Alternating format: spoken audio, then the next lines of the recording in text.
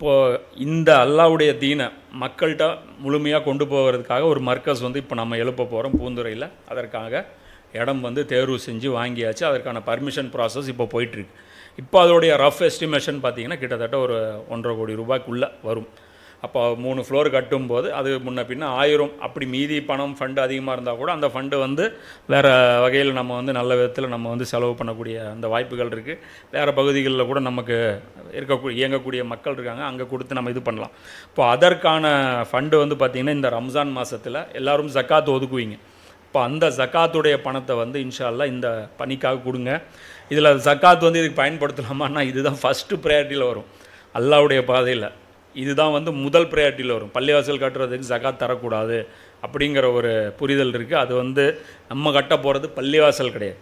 நம்ம கட்ட போகிறது என்னது 3-in-1 4-in-1 வச்சிங்களேன். அது தாவா சென்டராகவும் இயங்கும், அது ஒரு கம்யூனிட்டி ஹாலாகவும் இயங்கும், அது ஒரு பள்ளிவாசலாகவும் இயங்கும், அது ஒரு லைப்ரரியாகவும் இயங்கும், அது ஒரு மதரசாவாகவும் இயங்கும். அது எல்லாமே முடிஞ்ச வரை நம்மளால் முடிஞ்சது நம்ம யார் யாரை இணைச்சி நம்மளால் செயல்பட முடியும். ஏன்னா நான் ஒரு ஆளே செயல்பட போகிறதில்ல. நான் ஒரு ஆள் செயல்படுறதுக்கு இந்த யூடியூப் சேனல் போதுமானது. இன்னும் இதை பரவலாக்கணும், இன்னும் நிறைய பேருடைய பங்களிப்பை நம்ம இதில் கொடுக்க வைக்கணும், இதை இன்னமும் பெருசு பண்ணணும் அப்படிங்கிறதுக்காக இதை பண்ணியிருக்கோம். அப்போ அதற்கான உதவிகளை இன்ஷா அல்லாஹ் உங்களால் முடிஞ்சதை நல்லா அந்த அளவுக்கு செய்யுங்க.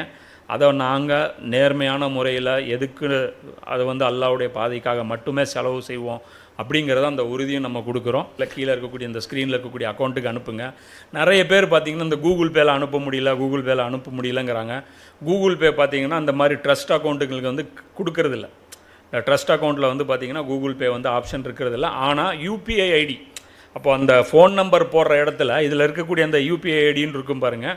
அந்த யூபிஐ ஐடி போட்டிங்கன்னா அப்படியே அது உட்காந்துக்கும். இப்போ நான் ஃபோன் நம்பர் டைப் பண்ணுறதுக்கு பதிலாக அந்த யூபிஐ ஐடி நம்மளுது பார்த்திங்கன்னா அக்கௌண்ட் நம்பர் அப்படியே இருக்கும். அது அக்கௌண்ட் நம்பர் அப்படியே இருக்கிறதுனால அதை அப்படியே டைப் பண்ணிங்கன்னா அந்த இடத்துல அப்படியே ஃபிட் ஆகிரும். அது போய் அக்கௌண்ட்டில் போய் சேர்ந்துடும். அதனால் எளிதாக அந்த இதில் ட்ரான்ஸ்ஃபர் பண்ணிக்கலாம். அப்படி இல்லைன்னா கூட ஸ்கேனர் மூலமாக ஒரு தடவை ஆட் பண்ணிட்டீங்கன்னா அதுக்கப்புறம் நீங்கள் மாதம் ஒரு அமௌண்ட்டு சின்னதாக கொடுத்தீங்கன்னா கூட அது தொடர்ச்சியாக என்ன ஆயிரும், அதில் ஆட் ஆகிட்டே வரும். ஸோ அது மாதிரி ஒவ்வொருத்தரும் அவங்களுடைய பங்களிப்பை கொடுங்க.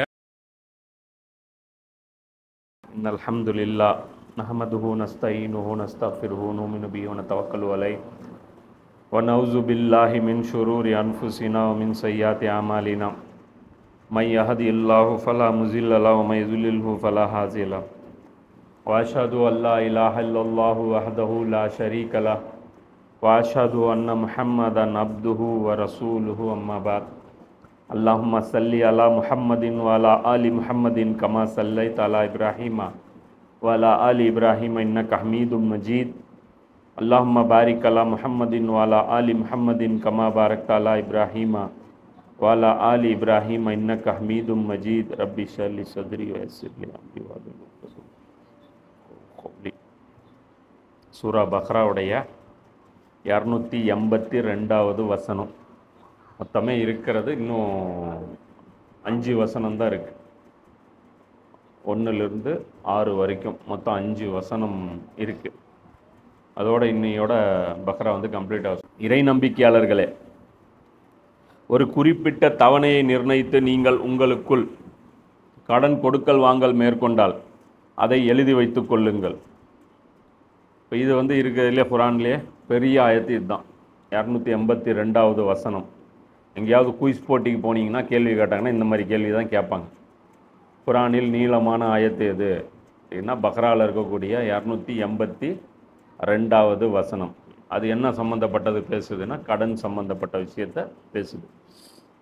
இறை நம்பிக்கையாளர்களே, ஒரு குறிப்பிட்ட தவணையை நிர்ணயித்து நீங்கள் உங்களுக்குள் கடன் கொடுக்கல் வாங்கல் மேற்கொண்டால் அதை எழுதி வைத்து கொள்ளுங்கள். அப்போ இதில் 2 விஷயம் இருக்குது. ஒன்று, தவணை கடன் கொடுத்தோம்னா தவணையும் எழுதணும், ப்ளஸ்ஸு எழுதவும் செய்யணும். அதாவது ரெக்கார்டு இருக்கணும் கடன் கொடுத்தா. இன்னொன்று, அது டைம் குறிப்பிட்டப்பட்ட ரெக்கார்டாக இருக்கணும். புரியுதா? இப்போ இதில் இதெல்லாம் ரொம்ப மொக்கையாக தெரியும் நமக்கு. இன்றைக்கி ஊரே டாக்குமெண்ட்டு கடன் கொடுத்தா எழுதுது. புரியுதா? சாதாரணமாக ஒரு டியூவில் டிவி வாங்கினாலும் எது வாங்கினாலும் டாக்குமெண்ட் சார்ஜுன்னு 500 ரூபாய்க்கு போடுறான். புரியுதா? இது வந்து நமக்கு வந்து இன்றைக்கி வந்து ரொம்ப ஈஸியாக தெரியுது. ஆனால் உலகத்திலேயே முதலாக டாக்குமெண்ட்டு எழுதணும்னு சொல்லி கற்றுக் கொடுத்தது குரான். இது இன்றைக்கி சொல்லலை, 1400 வருஷத்துக்கு முன்னாடி சொல்லுது. அன்றைக்கெல்லாம் வந்து பார்த்தீங்கன்னா அந்த வாய் வார்த்தையிலேயே தான் நம்பிட்டு இருப்பாங்க. வாக்குக்கும் மேலே மதிப்பு அப்படிங்கிற அந்த இதுதான் இருக்கும், ரெக்கார்ட் இருக்காது. வாக்குறுதி கரெக்டாக தான் இருக்கும். இப்போ கடன் வாங்கினவர் செத்துட்டாருன்னா உங்களுக்கும் கடன் வாங்கினவருக்கு மட்டும்தானே தெரியும். வீட்டில் போய் அவங்க பொண்டாட்டிகிட்டு கேட்டினா தெரியாதும்பாங்க. அவங்க ரொம்ப இக்கட்டான அவங்க பொண்ணு கல்யாணத்துக்கு வச்சுருந்த காசு தூக்கி இவர் மேலே இருக்கிற நம்பிக்கையில் கொடுத்துருப்பாங்க. அது மாதிரி இன்றைக்கும் நடக்குது. புரியுதா? கடனில் வந்து இப்படி நடந்துரும். கடன் கொடுத்தவருக்கு கொடுத்த குடும்பம் நடுத்தரில் நின்றோம்.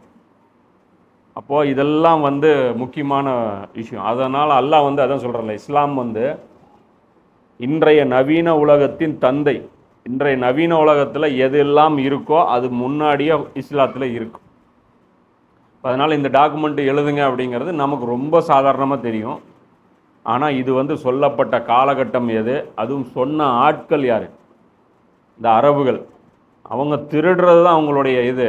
அவங்கள வந்து ஒரு ஒழுக்க நெறிக்குள்ளே கொண்டு வந்து கடன் கொண்டு ஒரு டிசிப்ளினோட தான் வாங்கணும் அப்படின்னு சொல்லி அல்லாஹ் சொல்கிறான். இப்போ இன்றைக்கி உலகத்திலேயே டிசிப்ளின் இல்லாமல் வாழ்கிற ஒரு கூட்டம் தான் யார்? முஸ்லீம்கள் தான். உலகத்திலேயே டிசிப்ளினே கிடையாது. முஸ்லீம் வீடு அசிங்கமாக இருக்கும். ஒரு முஸ்லீம் வந்து எதுலையுமே அவன் டிசிப்ளினாக இருக்க மாட்டான். இன்னும் அவன் உடம்பு ஒரு ஃபிட்னஸ் இருக்காது. அவன் நல்லா படிக்க மாட்டான், எதுலையுமே இருக்க மாட்டான். இன்றைக்கி நம்ம எவ்வளோ மோசமாயிட்டோம். இதெல்லாம் எதுக்கு அப்படின்னா இஸ்லாத்தோட நமக்கு தொடர்பு இல்லாமல் போனது, குரானோட நம்ம லிங்க் இல்லாமல் இருந்ததுனால தான் நமக்கு இந்த இழிவான நிலை. இப்போ அல்லாஹ் சொல்கிறான், அதை எழுதி வச்சுக்கோங்க. தவணை இருக்கணும், ப்ளஸ் டைம் இருக்கணும். ப்ளஸ் அது ரெக்கார்டில் இருக்கணும் அப்படிங்கிறான். உங்களுக்கு இடையில் ஓர் எழுத்தர் நீதியோடு எழுத வேண்டும். எழுதுறவன் நீதியாக எழுதணும். எழுதவும் படிக்கவும் உள்ள ஆற்றலை அல்லாஹ் அவருக்கு வழங்கியுள்ளானோ அவர் அதனை எழுத மறுக்கக்கூடாது, அவர் எழுத வேண்டும். அப்போ அல்லாஹ் என்ன சொல்கிறான், இந்த தவணை வந்து கடனுக்கு வந்து எழுதிருங்க. சரி, இப்போ கடன் கொடுத்தவருக்கு எழுத தெரியல, வாங்கினவருக்கு எழுத தெரியல, இப்போ என்ன பண்ணுறது? நடுவில் ஒரு ஆள் வச்சு எழுதுங்கன்னா. புரியுதா? இதெல்லாம் வந்து இன்றைக்கி என்ன இருக்குது, பத்திரம் எழுதுறதுன்னு தனி ஆள் இருக்காங்களா? டாக்குமெண்ட் எழுதுறதுங்கிறது தனி கலை அது. ஏன்னா இன்றைக்கும் நம்மளால் பத்திரத்துக்கு வாசகம் சொல்ல முடியாது. ஏன்னா அதில் வந்து அவங்க அப்படி கொண்டு வருவாங்க அந்த வாசகம். அது மாதிரி அல்லாஹ் சொல்கிறான், இதெல்லாம் வந்து கற்பனை கூட பண்ணி பார்க்க முடியாது. அந்த காலத்தில் வந்து இவ்வளோ தூரம் வந்து அட்வான்ஸாக மனிதர்களுடைய வாழ்க்கையை வந்து நெறிப்படுத்தியிருக்க குரான் அப்படிங்கிறது இது சாதாரணமாக தெரியும் நமக்கு ஆயத்து. அப்போ அல்லாஹ் சொல்கிற ஒரு டிசிப்ளினுக்குள்ளே வாங்க. அதாவது நீங்கள் அப்போ எழுத தெரியலன்ட்டு எழுதாமல் இருந்துடாதீங்க. நடுவில் எழுத தெரிஞ்ச ஒருத்தரை கூப்பிடுங்க. அல்லாஹ் சொல்கிறான், எழுத தெரிஞ்சதுன்னா கூப்பிட்டா போய் நிற்கணும். நாளைக்கு இவனுங்க 2 பேர் கடன் சண்டை போட்டுக்குவானுங்க, நீங்கள் எழுதணும்னு சாட்சி கூப்பிடுவோம்ல.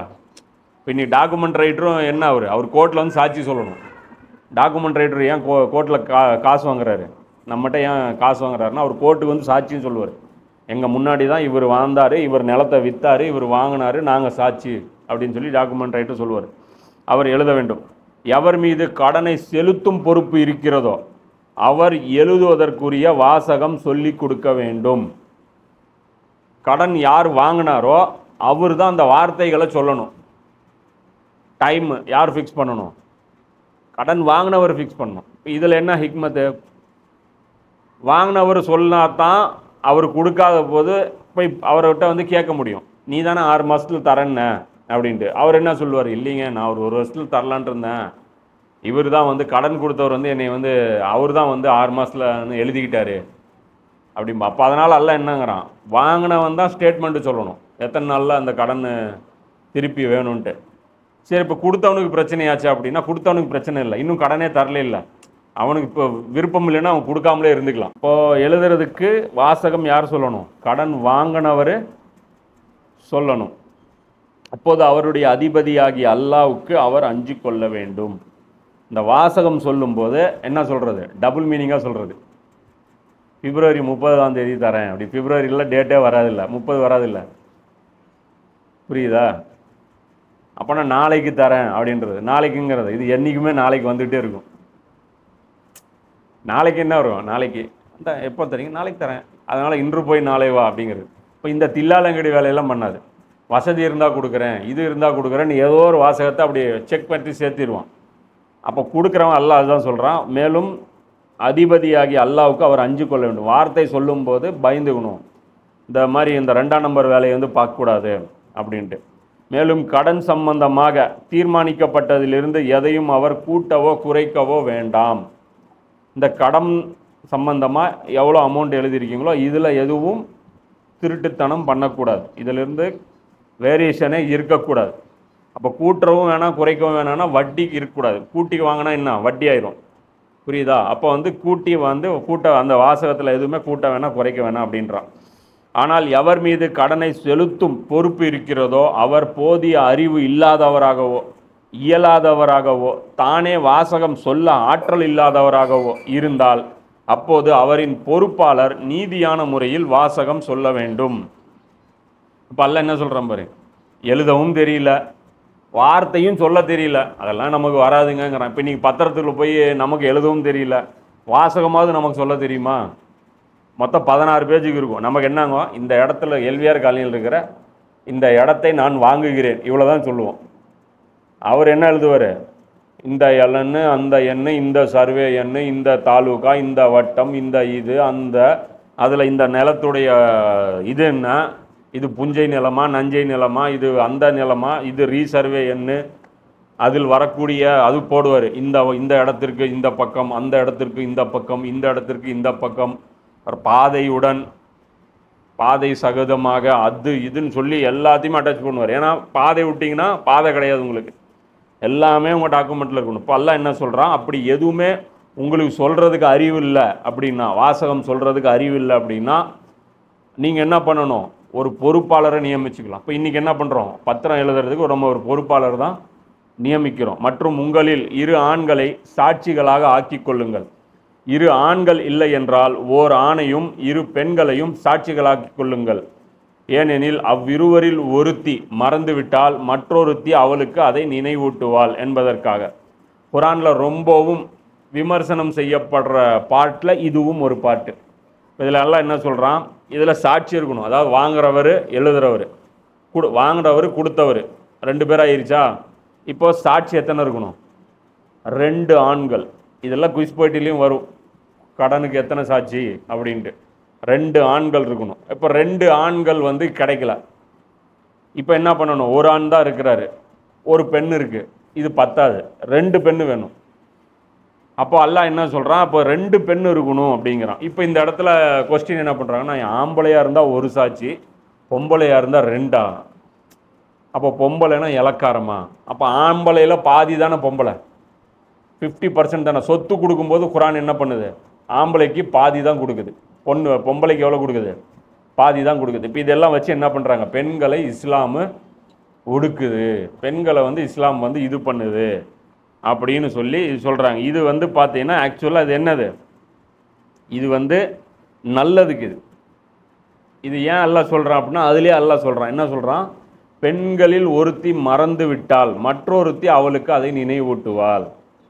பொம்பளைங்களை மறதி ஜாஸ்தி அப்படின்னு அல்லாஹ் சொல்கிறான். பெண்கள் என்ன பண்ணுவாங்க, மறந்துடுவாங்க. 5-15 வருஷத்துக்கு முன்னாடி, ஏங்க அன்றைக்கி ஞாபகம் இல்லை, நாங்கள் தாங்க அன்றைக்கி கொடுத்தோம் அப்படின்னா, ஞாபகம் இல்லையே அப்படின்னா முடிஞ்சு போச்சு.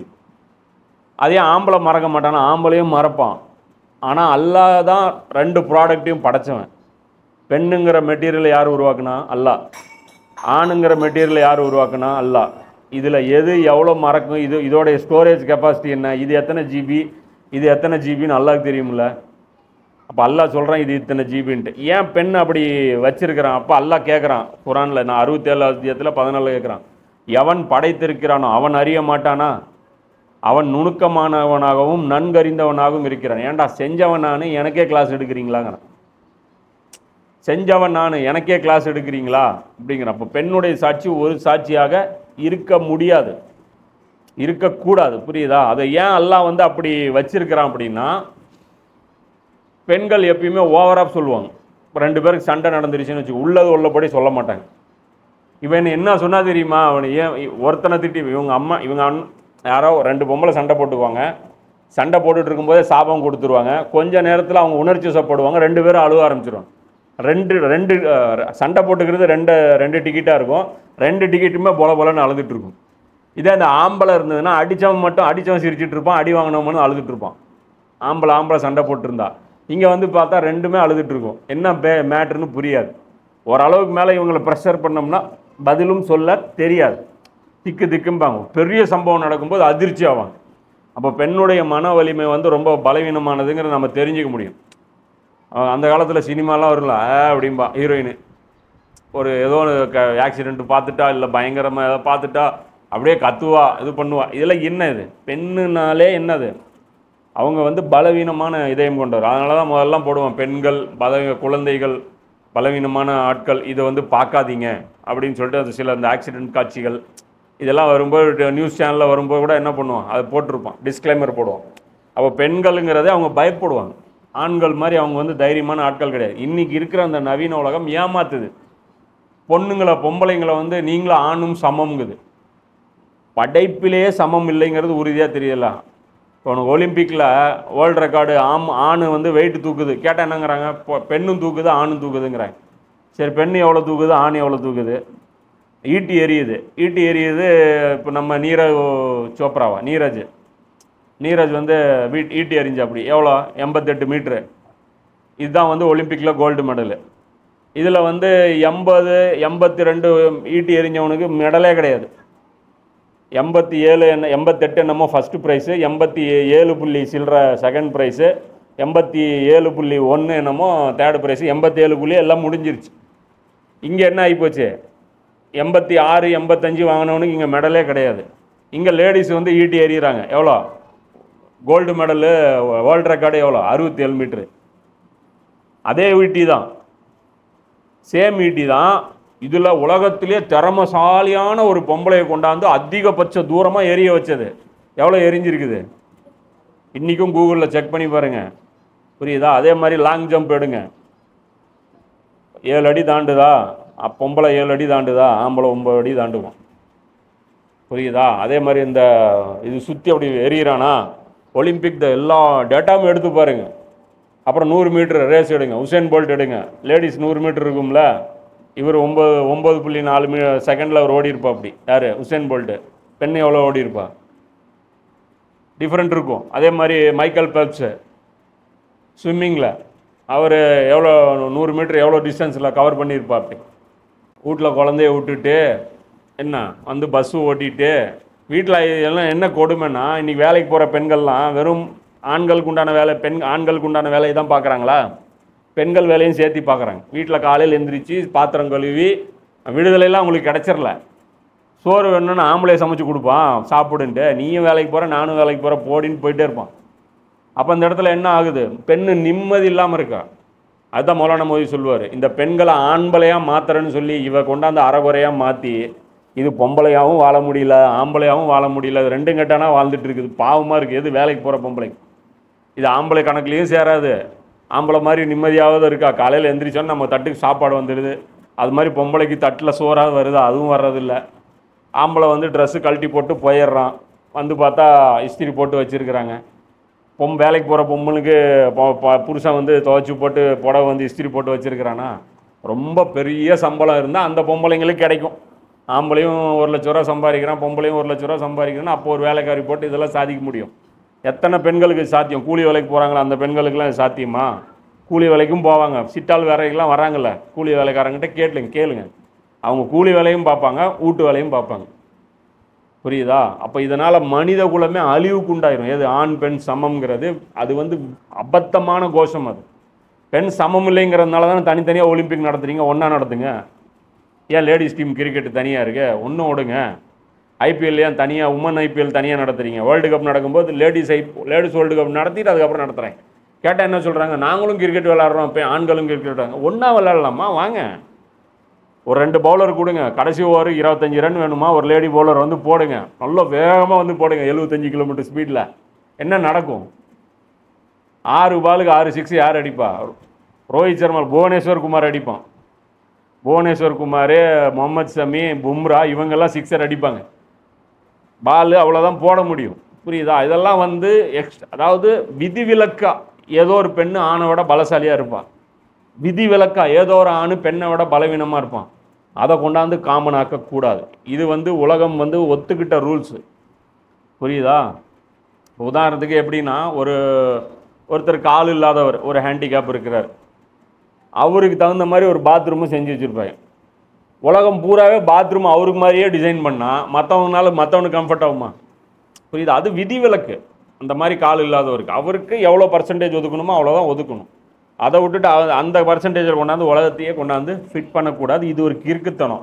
அப்போ பெண்ணுக்கு அல்லாஹ் வந்து இப்படி ஒரு பலவீனம் கொடுத்துருக்கான். ஏன் அந்த பலவீனம்? சரி, அல்லாஹ் வந்து நல்லவன் தானே, அல்லாஹ் வந்து நியாயமானவன், அல்லாஹ்வுக்கு ஆணும் பெண்ணும் சமம் தானே. ஏன் இந்த அறிவு கம்மியாக கொடுத்தான்? ஏன் அறிவு அல்லாஹ் கம்மியாக கொடுத்தான்? ஏன் அந்த மெமரி பவர் கம்மியாக கொடுத்தான்? ஏன்னா பொண்ணு வந்து இன்னொருத்தனுக்கு கீழே வாழ்கிறவன், பெண் வந்து ஆணுடைய நிர்வாகத்துக்கு கீழே வாழ்கிறவன். ஆம்பளைக்கு இருக்கிற ரோஷம் பொம்பளைக்கு இருக்கக்கூடாது. இருந்துச்சுன்னா என்ன ஆகும்னா, அவளால் டைஜஸ்ட் பண்ண முடியாது. நேற்று இவன் தானே அடித்தானே, என்ன சாப்பாடு எப்படி வந்துடும்? காலையில் எந்திரிச்சு இப்போ என்ன பண்ணுறாங்க, வீட்டில் சண்டை நடக்குதா, நம்ம கூட பார்க்குறோம்ல, நம்ம சண்டை நினச்சா பேச மாட்டோன்னா அப்படியே மெயின்டைன் பண்ணுறோம். பொம்பளைங்க சண்டை போட்டால் என்ன பண்ணுறாங்க, 2 மணி நேரத்தில் மறந்துட்டு மறுபடியும் கேஷுவலாக காலையில் எந்திரிச்சா நார்மல் மோடுக்கு வந்துடுறாங்களா? அதனால் நல்லா பெண்ணுக்கு வந்து பார்த்தீங்கன்னா என்ன பண்ணுறான், இந்த கோபம் வந்து கம்மியாக கொடுத்துருக்கான், ஆம்பளை விட ரோஷம் வந்து கம்மியாக கொடுத்துருக்கான், நினைவாற்றல் கம்மியாக கொடுத்துருக்கான். அதனால் நிறைய பிரச்சனைகள் மைண்டில் வச்சிருக்க முடியாது. அதனால் பெண்ணுனாலே சீக்கிரமாக மறந்துடுவாங்க. அது நிறைய எக்ஸாம்பிள் குரான்லேயே வரும், ஹதீஸ்லேயே வரும்.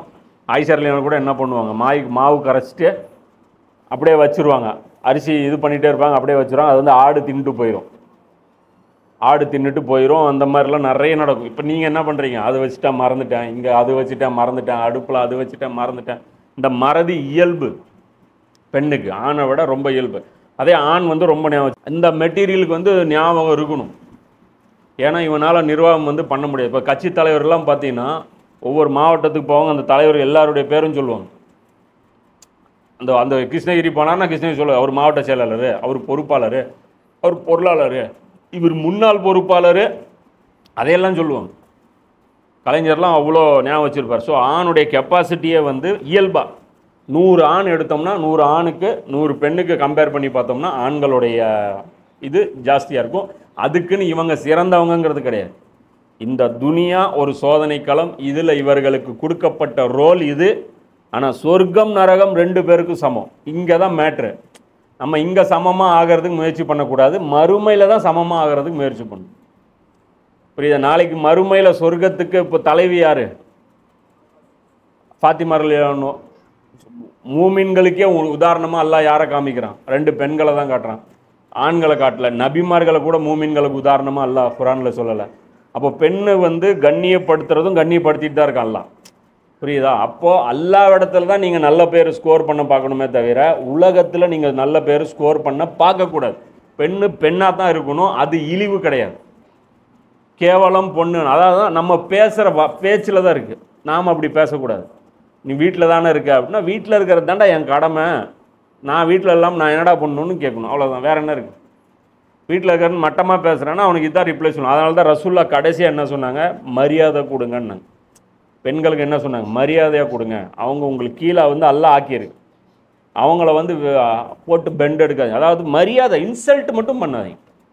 அவங்கள எதை வேணாலும் பண்ணுங்க, இன்சல்ட் மட்டும் அவங்கள பண்ணாதீங்க. சமமாக நடத்துங்க, அவங்களுக்கு பொறுப்பை சொல்லுங்கள். அதுக்குன்னு பெண்ணை வந்து சமமாக நடத்தணும், பெண் வந்து மேலே வர பார்க்கக்கூடாது. பெண்ணு அந்த இடத்துல தான் இருக்கணும். அவளுக்கு புரிஞ்சுக்கணும், சொசைட்டியில் எனக்கு இவ்வளோ தான் ரோலு, ஆணுக்கு இவ்வளோ ப்ரெஷர் இருக்குது, அவனை வந்து நானும் ப்ரெஷர் கொடுக்கூடாது. நல்ல பெண் யார்? வீட்டில் இருந்து ப்ரெஷர் ஜென்ரேட் பண்ண மாட்டான். வீட்டில் இருந்து ஒரு ப்ரெஷர் கொடுத்துட்டா அப்படின்னா அவன் ஆல்ரெடி அவ்வளோ ப்ரெஷரில் இருப்பான். அவனுக்கு வந்து கடை பசங்க ப்ரெஷர் இருக்கும், அவனுக்கு வந்து வாடகை ப்ரெஷர் இருக்கும், அவனுக்கு வந்து விலைவாசியோட தாக்கம் இருக்கும், அவனுக்கு வந்து எல்லாம் சுமத்தின பொறுப்புகள் என்ன, ஏகப்பட்ட பொறுப்புகள் சுமத்திருங்க. உங்களுக்கு என்ன பொறுப்பு சுமத்திருக்கான்? பொறுப்பே சுமத்தலை. அல்ல சொல்லப்போனால் ரொம்ப லைட்டான ஒரு வாழ்க்கை. ஆனால் மெட்டீரியலும் லைட்டு, வேலையும் லைட்டு, அந்த மாதிரி எல்லாம் ஆக்கிட்டான். ஸோ அதனால் சாட்சியத்தை பொறுத்த வரைக்கும் நம்ம என்ன பண்ணக்கூடாது, இந்த விஷயத்தை மைண்டில் போட்டு பண்ணிக்கூடாது. ஏன்னா இன்றைக்கி பெரிய ஃபித்னாவாக இந்த ஆண் பெண் சமம்ங்கிற அந்த கொம்பு சீவுறதுனால இந்த போர்ஷன் புரிஞ்சுக்கணும். அது என்ன ஆண் மட்டம், இது நம்ம ஒவ்வொருத்தரும் விளக்கம் தெரிஞ்சு வச்சுருக்கணும். எவனாவது வருவான் ஆண் பெண் சமம்ன்ட்டு, அப்போ என்ன பண்ணணும், முதல்ல நீ ஆண் பெண் IPL நடத்தி அதுக்கப்புறம் பேசு. அப்போ ஏன் ஒவ்வொரு இதுலேயும் ஆண் பாத்ரூம் தனி பெண் பாத்ரூம் தனின்னு வச்சுருக்கிற? நீ தானே சமத்துவம் இல்லாமல் வச்சு. ஆனால் பேசுகிறது செஞ்சு காமிங்க. அப்போ லைனு 1 வைங்க. ரேஷன் கடையிலையா 2 லைனு? ஏன் பேங்க்கில் 2 லைனு? அடித்து நவுத்திட்டு போயிடுவான்ல. ஆணும் பெண்ணு சமங்கிறீங்களா? பஸ்ஸில் பெண்கள் பகுதி சீட்டு ஏன் தனியாக வச்சுருக்கீங்க? கொஞ்சம் விட்டிங்கன்னா என்ன ஆகும்? கொஞ்சம் கூட பொம்பளையே சொல்லுவாங்க. என்ன சொல்லுவாங்க? பாரு எருமாடு மாடு இடிச்சிட்டு போகிறான், ஒரு பொம்பளை நான் நிற்கிறேன், இது கூட அப்போல்லாம் பொம்பளைன்னு சொல்ல தெரியுது இல்லை? ஏன் அவங்களோட போட்டி போடுங்க. லைன்லேயும் போட்டி போடுங்க, எல்லாத்துலேயும் போட்டி போடுங்க. வேலையில் பேனா பிடிக்கிறதுல வேணால் நீங்கள் போட்டி போட்டுடலாம். மற்றதில் பேனா பிடிக்கிறதுல, கம்ப்யூட்டர் தட்டுறதில், அதில் போட்டி போட்டுடலாம். இதில் அப்போ எல்லாத்துலேயுமே போட முடியாது. அது முதல்ல புரிஞ்சுக்கணும், ரியாலிட்டி புரிஞ்சுக்கணும். இல்லைன்னா என்ன ஆகும்? இங்கேயும் செருப்படி விழுவோம். துனியாவில் எப்படியும் அசிங்கப்படுவீங்க, மறுமையில் கேவலப்படுவீங்க. அதனால தான் மறுமையில் அதிகமான பெண்கள், ரசூலா சொன்னாங்களே, நான் நரகத்தை எட்டி பார்த்தேன், பெண்கள் அதிகமாக இருந்தேன். ஏன்னா சீக்கிரமாக அவங்க தான் வழிகாட்டின் பக்கம் போயிடுறாங்க. இது மாதிரி ஒரு ஜாங்கிரி காமிச்சோன்னு என்னன்றாங்க, பெண்ணுக்கு வந்து மார்க்கம் தெரிஞ்ச மதரசால படித்தா இல்மு படித்தவங்க கூட என்னன்றாங்க, ஆணு பெண்ணு சமங்கிறாங்க. எப்படி சமம்? எல்லாம் வந்து பாதியில் ஆக்கியிருக்கான். ஆணை வந்து பாதிங்கிறான், சொத்தில் பாதிங்கிறான், அறிவில் பாதிங்கிறான், ரெண்டுலுமே பாதிங்கிறான். கேட்டால் சில எக்ஸாம்ஷன் இருக்கும். ஆயிஷா ரலியல்லாஹு ரொம்ப புத்திசாலி, ஆண்களை விட புத்திசாலி. அதுக்குன்னு எல்லாரும் ஆயிஷா ரலியல்லாஹு ஆயிட முடியுமா? அப்போ ஹதீஸ் அறிவிக்கக்கூடியதில் பெண்கள் சைடில் ஒரே ஒரு ஆயிஷா ரலியல்லாஹு தான். இந்த பக்கம் அபூ ஹுரைரா, அப்துல்லா இப்னு அம்ரு பின் ஆஸ், அப்துல்லா இப்னு உமர், அப்துல்லா இப்னு அப்பாஸ், லிஸ்ட்டு எவ்வளோ பெருசு? இந்த பக்கம் ஒன்று தான், இந்த பக்கம் ஆயிரக்கணக்கு, இந்த பக்கம் 100 கணக்கு. அப்போ அது மாதிரிலாம் கம்பேர் பண்ணோம். ஏதோ ஒரு பெண் வீராங்கனையை காமிச்சிரு, இங்கே லட்சக்கணக்கில் இருக்காங்க. அப்போ அந்த ஒரு பெண் வீராங்கனை வச்சு எல்லாரையும் வீரராக்குன்னு சொல்லி காமிக்க முடியுமா? அதெல்லாம் பண்ண முடியாது. அப்போ இது ஒரு முக்கியமான சப்ஜெக்ட். இதனால் வந்து இதை புரிஞ்சுக்கணும். இந்த பெண்கள் விஷயத்தை பொறுத்த வரைக்கும் இந்த சாட்சிகள் உங்களால் ஏற்றுக்கொள்ளத்தக்கவர்களாக இருக்க வேண்டும். சாட்சி சொல்ல வேண்டியவர்கள் அழைக்கப்படும் போது மறுக்கக்கூடாது. சாட்சி சொல்கிறவன் எப்படி இருக்கும்? சாட்சிக்கு நீங்கள் கூப்பிட்ற ஆள் எப்படி இருக்கணும்? நம்பிக்கையான ஆளாக இருக்கணும். 1ஆம் நம்பர் ஃப்ராடு. நான் இருக்கேன் ஜி, பண்ணுங்க ஜி, போயிட்டு வந்தவொடனே என்னம்மா இல்லைன்றுவான். ஏன்னா அவனுக்கு வந்து அந்த மாதிரி இருக்கும். எல்லாம் போனீங்கன்னா இந்த டீ கடை, சமோசா கடை, அந்த கடை மாதிரி சாட்சி கடைன்னு ஒன்று இருக்கும். சாட்சிக்குன்னு ஒரு பிஸ்னஸ் இருக்கும். இந்த சின்ன சின்ன கேஸுக்கெல்லாம் பார்த்தீங்கன்னா அங்கேயே சாட்சி சொல்லுவார். ஏங்க அந்த வண்டியில் இவர் வந்து ஏப்பா இடிச்சியாப்பா? இல்லைங்க சார் இடிக்கலைங்க. சாட்சி இருக்காப்பா? அதான் இருக்குங்கம்பார். ஏன்ப்பா பார்த்தியா? ஆமாங்க பார்த்தேங்கப்பா. அவன் அந்த சாட்சி சொல்கிறவன் மதுரையில் இருப்பான். கேஸுக்கு எங்கேயாவது நடந்திருக்கும், வெளியூரில் கிராமத்தில். ஏப்பா உன் பேர் என்னப்பா? அப்படிமா. நான் ராமசாமிங்க. இவர் யாருங்க? அப்போ தான் சொல்லி கொடுத்துருப்பாங்க, இவர் பேர் குமாருன்ட்டு. குமாருங்க என்ன வண்டிப்பா வச்சுருந்தார்? அவர் எல்லாம் டீட்டெயில் சொல்லியிருப்பாங்க. ஸ்ப்ளெண்டர்னு. அவர் சாட்சி சொல்கிறது எக்ஸ்பர்ட். அவர் சாட்சி சொல்லிவிட்டு அப்படியே போயிட்டு வெளியே 2000 வாங்கிட்டு போயிடுவார். இதுக்குன்னு ஃபீல்டு இருக்கும். இந்த மாதிரியெல்லாம் ஆள் செட் பண்ணக்கூடாது. எல்லாம் சொல்கிறான். சாட்சிக்கு சொல்கிறான், சாட்சிக்கு நீ கொண்டாந்து நிப்பாட்டுறன்னா நம்பிக்கையான ஆள் இருக்கும். அதே மாதிரி அவன் கூப்பிடும்போது வரணும். இவன் என்னம்மா, இவன் கழுத்த இருக்கிற ஸ்டேஜில் நல்லா தெரியும். யார் கழுத்த இருக்கிறானோ அவன் சாட்சியாளனுக்கு ஃப்ரெண்டாக இருப்பான். இப்போ அவனுக்கு மாதம் அவன் படி அளந்துட்டு இருப்பான். இப்போ அவன் என்னம்பா, டேய் அன்றைக்கி கடன் வாங்கினான்ல அது இல்லைன்னு சொல்லுமா. இவன் என்னம்பா, டேய் என் வயிறு எரியுதுடா, நீ சொல்கிறா வாங்கினது சொல்கிறாம்மா. இவன் என்னம்மா, நான் நடுவில் நிற்கிறேன், நியாயமாக நடந்துக்கிறானா. இது நியாயம் கிடையாது, இது அநியாயம். நடுவில் நிற்கிறது, இந்த நேரத்தில் நடுவில் நிற்கக்கூடாது. பாதிக்கப்பட்டவன் சைடு நிற்கணும். யார் எப்பயுமே ஒரு தப்பு நடந்துருச்சுன்னா தப்பு நடந்தவன் சைடு, யார் தவறு இழைச்சானோ அவனுக்கு எதிராக நிற்கணும். தவறுக்கு உள்ளாகி யார் பாதிக்கப்பட்டிருக்கானோ அவனுக்கு நிற்கணும். இவன் என்னம்மா, சாட்சி சொல்லும்போது அப்படி வரமாட்டான். அந்த டைமில் நான் சொன்னான்னா எனக்கு அவனுடைய நட்பு கெட்டுரும், அந்த மாதிரி சுச்சுவேஷன் வரும். சரிங்களா? இல்லைங்க ஜி, அது உங்கள் பிரச்சனை, நீங்களே டீல் பண்ணிக்கணும். அப்போ அன்றைக்கி சாட்சிக்கு வரும்போது என்னம்மா, அவன் தான் சொல்லியிருப்பான், கொடுங்க ஜி நம்ம பையன்தான் கொடுங்கன்னு இருப்பான். அப்புறம் கொடுத்ததுக்கப்புறம் என்னம்மா, இல்லைங்க ஜி நமக்கு அவனுக்கு பேச்சுவார்த்தை இல்லை ஜி, அப்படிலாம் போயிடும். அதெல்லாம் பண்ணக்கூடாது. அதான் சொல்கிறான். இப்போ சாட்சிக்கு மறுப்பது பெரும்பாவத்தில் ஒன்று. 2வது அத்தியாயத்தில் 140 வசனத்தில் சொல்கிறேன். இது சாதாரண குற்றம் இல்லை, பெரிய பாவம். நிரந்தரமாக நரகத்துக்கு போயிடுவோம். கடன் ஒப்பந்தம் சின்னதாக இருந்தாலும் பெரிதாக இருந்தாலும் தவணை குறிப்பிட்டு அதை எழுதி வைப்பதில் அலட்சியமாக இருந்து விடாதீர்கள். இதுவே அல்லாஹ்விடத்தில் உங்களுக்கு மிக நீதியான முறையாகும். இதில் அல்லாஹ் என்ன சொல்கிறான், தவணை சின்னதாக இருந்தாலும் பெருசாக இருந்தாலும் எழுதுங்க அப்படிங்கிறான். இது வந்து அலட்சியமாக இருந்துடாதீங்க, இது அல்லாஹ்விடத்தில் நீதியானது. இதான் ஏன்னா அதான் சொன்னல, எழுதுறோடைய பெனிஃபிட் என்ன, வாங்கினவர் செத்துட்டாருன்னா நமக்கு தெரியும், வாங்கினவர் மறந்தார்னா நமக்கு தெரியும், வாங்கினவர் பொய் சொன்னார்னா நமக்கு தெரியும். அப்போது எழுதுறது கண்டிப்பாக ரெக்கார்டுங்கிறது மிக மிக இம்பார்ட்டண்ட். இப்போ இதில் நாம் என்ன பண்ணுறோம், இன்றைக்கி கூட முஸ்லீம்கள் நாம் கூட என்ன பண்ணுறோம், நானே என்ன பண்ணுறேன் அதுதான் பண்ணுறோம், எல்லாருமே அதுதான் பண்ணுறோம். என்ன பண்ணுறோம், கடன்கள் சின்னதாக இருந்தால் எழுதுறதே இல்லை. அதுவும் சொந்தக்காரங்களுக்கு மத்தியில் இருந்தால் நாம் என்ன பண்ணுறதில்ல, எழுதுறதே இல்லை. ஏன்னா எழுதணும்னா அன்னியோட உறவு கட்டு, அந்த லட்சணத்தெல்லாம் இன்றைக்கி முஸ்லீம்கள் இருக்காங்க. என்னால் நம்பிக்கை இல்லாமல் தானே நீ எழுத சொன்னேன், நான் வாங்கி அப்படி ஏமாத்திடுவேனா, ஏமாத்துறவன் தான் எழுத சொல்லுவான், என் வார்த்தை உனக்கு தெரியாதா அப்படிமா. இது சொன்னவொடனே என்ன ஆயிரும், ஏன்னா அந்த எழுத்து இருக்கும்போது தான் அவனுக்கு அந்த ஃபீலிங்கும் வரும். இப்போ நம்ம கடன் வாங்கிட்டு எழுதணும்னா எழுதும் போது தான் அதை பார்ப்போம், 6 மாதத்தில் தரணும் நம்ம எழுதி இருக்கோமே, அதை பார்க்கும்போது நமக்கு உறுத்தும், நம்ம கொடுக்கணும்னு தோணும். வார்த்தைங்கும் போது அது மைண்டில் எங்கேயோ போயிடும், திருப்பி கொடுக்கணுங்கிற எண்ணமும் நமக்கு வராது. அதே மாதிரி மறக்கிறதுக்கு வாய்ப்பு இருக்குது, அமௌண்ட்டு நம்ம மறக்கிறதுக்கு வாய்ப்பு இருக்குது. ஏன்னா ஒன்றுக்கும் மேற்பட்ட இடத்துல வாங்கியிருந்தோம்னா யார்கிட்ட எவ்வளோ வாங்கணுங்கிறது ஞாபகம் இருக்காது, ஏதோ ஒரு சந்தர்ப்பத்தில் பிரச்சனை ஆயிரும். இப்போ அதனால் டாக்குமெண்ட்டாக இது அல்லாஹ் என்ன சொல்கிறான், இப்போ அல்லாஹ் சொல்லிட்டானா, இப்போ நம்ம குரான் மேலே பழிவு போட்டு என்ன பண்ணலாம், நான் என்னப்பா பண்ணுறது, குரான் சொல்லுது அப்படின்னு எழுதி சொல்லலாம். உனக்கு கடன் வேணும்னா எழுதிக்கோ, இல்லைன்னா நான் தர முடியாது, நான் கொடுத்து பாவியாக முடியாது, இப்படி சொல்ல. இப்போ இன்னைக்கு டேட்டுக்கு குரானை ஃபாலோ பண்ணால் நிறைய பேரை பகச்சிக்க வேண்டியதாக இருக்குது, வேறு வழி இல்லை. இப்போ என்ன பண்ணுறது, அப்போது அல்லாஹ் சொல்கிற மேலும் சாட்சியத்தை மிக இலகுவாக உறுதிப்படுத்தக்கூடியதும் உங்கள் சந்தேகங்களை குறைக்கக்கூடியதாம் ஆகும். எது, இந்த எழுதிக்கிற மெத்தடு உங்களுக்கு சந்தேகத்தையும் கொடுக்காது, இந்த சாட்சி சொல்கிறவனுக்கு பெருசாக ப்ரெஷரும் இருக்காது. ஏன்ப்பா நீங்கள் 1 லட்சம் தான்ப்பா வாங்கினேன், ஏன் 50,000 தானங்க கொடுத்தாங்க ஞாபகம் இல்லையா அப்படிமா, 1 லட்சம் 50,000ம்மா, அது எதுக்கு அவன் சாட்சி சொல்கிறவனுக்கு ப்ரெஷரா, டவுட்டாக இருக்குங்க அப்படின்னு தான் முடிஞ்சு போச்சு. அதுக்கு டாக்குமெண்ட் இருந்துச்சுன்னா வேலை முடிஞ்சது, ஈஸியாக டாக்குமெண்ட் எடுத்துகிட்டு வந்து பேசலாம். அப்போ டாக்குமெண்ட் இல்லாமல் கடன் நம்ம கொடுத்தோம்னா முக்கால்வாசி நம்ம என்ன நினச்சிக்கணும், குரானில் எழுதாது கொடுத்தோம்னா அது அது குற்றம் தான், அது எழுதாமல் கொடுக்கறது ஒரு வகையான குற்றம். ஆனால் அந்த லெவல் பெரிய லெவலில் குற்றம் கிடையாது எழுதாமல் கொடுத்தது. நீ அப்படி கடன் கொடுத்துட்டேன்னா அவன் திருப்பி கொடுக்கலைன்னா நீ அவனை வந்து புலம்பவே முடியாது, நாளைக்கு மறுமையிலையும் அல்லாஹ் அந்த பஞ்சாயத்து வந்து செட்டில் பண்ண மாட்டான். நீ வாயில் தானே கொடுத்த, நான் சொன்னது நீ ஃபாலோ பண்ணல, உன் கடன் ஒரு கணக்கிலே வராதுன்றோம், புரியுதா. அப்போ வந்துட்டு அது வந்து பிரச்சனையாயிடும், நமக்கு வந்து அல்லாஹ் வந்து நியாயம் வந்து வாங்கி தர மாட்டான். அதே மாதிரி இஸ்லாமிய நீதிமன்றத்துலேயும் ரெக்கார்டு இல்லைண்ணா, இப்போ இன்றைக்கி இஸ்லாமிய நீதிமன்றமில் எந்த நீதிமன்றத்துலையும் என்ன ஆயிடாது, இன்றைக்கி போய் நான் போய் பக்கத்து வீட்டுக்காரன்ட்டு போய் ஏங்க இவர் நம்மகிட்ட 10,000 கடன் வாங்கினார்னா கோர்ட் என்ன கேட்கும், பத்திரம் கொடுங்க, பேப்பர் இல்லைங்க அப்படின்னா சரி தம்பி போயிட்டு வா, அப்படி ஓரமாக உட்காரு, டீ சாப்பிட்றியம்மா அப்படின்ட்டு உட்கார வச்சு அனுப்பிச்சி விட்ருவாங்க, டீ வாங்கி கொடுத்து அனுப்பிச்சி விட்ருவாங்க, அவ்வளோதான். அதுதான் அல்லாஹ் சொல்கிறான், இது வந்து எழுதிக்கிங்க, இல்லைன்னா சந்தேகங்களை இது ஏற்படுத்தும், இல்லைனா இது சந்தேகத்தை குறைக்கும். ஆனால் அந்த ஒப்பந்தம் உங்களுக்கிடையே நீங்கள் நிறைவேற்றிக் கொள்கின்ற உடனடி ரொக்க கொள்முதலாக இருந்தால் அதை நீங்கள் எழுதி வைக்காமல் இருப்பதில் உங்கள் மீது எந்த குற்றமும் இல்லை.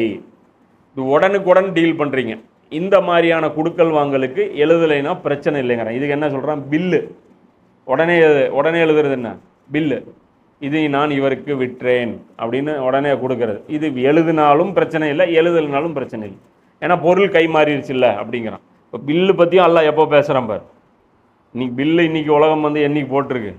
இப்போ மொதல் பில்லு எல்லாம் இப்போ ரசூல்லா எந்த காலத்துலேருந்து பில்லு போட சொல்கிறாங்க பார்.